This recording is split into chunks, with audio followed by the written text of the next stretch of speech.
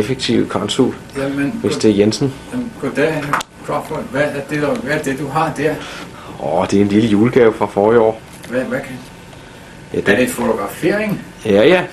Jamen, Den afslører, hvor meget det bliver produceret herinde. Holy, sidde ned, Flemming. Ja, tak. Er det til din mor? Nej, det er til Danmarks TV. Så må jeg lige have min jakke på. Ja. Det er så bedre ud. Og du er godt klar over, at optagelsen foregår i farver, ikke? Jeg skal have en rigtig konsuljakke på. Så du har lagt ting og det hele. Hvis du skal sende til Danmark. Ja. Ja, så vil du vel vide lidt om, hvad der foregår her Ja, i tak. konsulærafdelingen. Ja. Det er næsten umuligt at beskrive. Ja, men det skal være under 2 minutter. Vi har jo en masse tunge statssager. Ja. Og det er jo lige fra,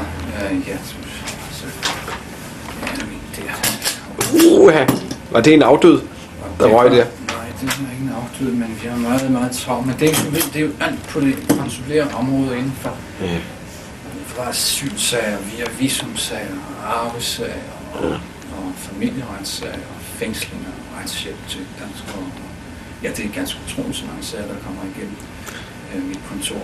Arvesagerne er nok det tungeste, fordi de døde rører jo ikke så meget på sig, men arvingerne rykker jo fra tid til anden, så vi skal passe på dem. Hvad med bistanden til unge au pair-piger? Ja, den gør vi også lidt ud af. Nu er det dog nogle måneder siden, vi har haft det. Aha. Men jeg tror, der var bare over stemme her for nylig.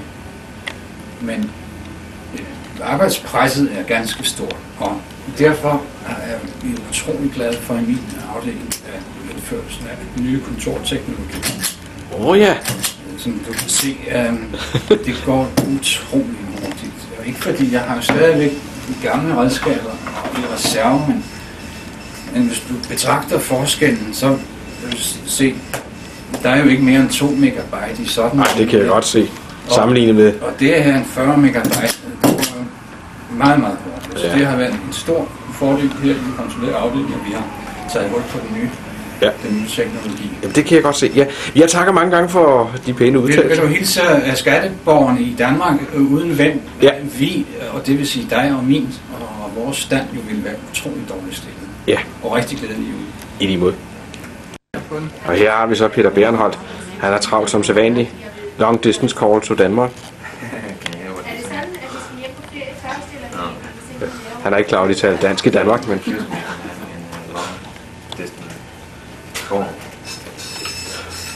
Og han er allerede udstyret med computer her.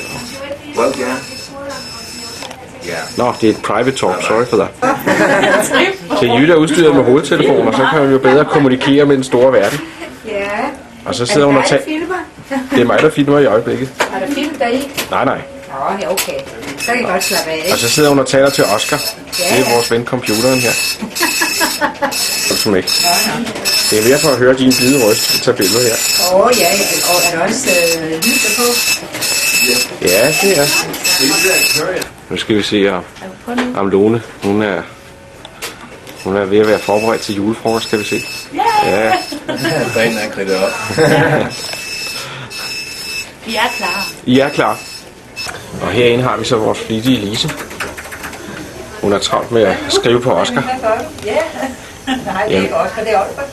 Det er Olfert, ja. Er det Lones, du har der? Nej, det er faktisk mit eget.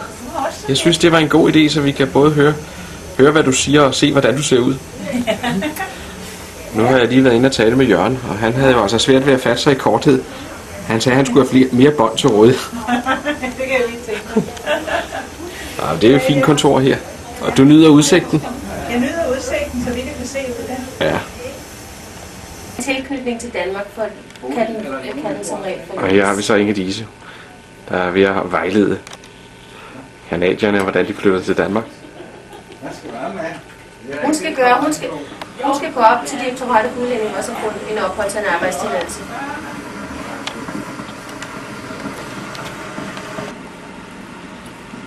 Altså, ikke så længe, måske nogle uger eller nogle måneder.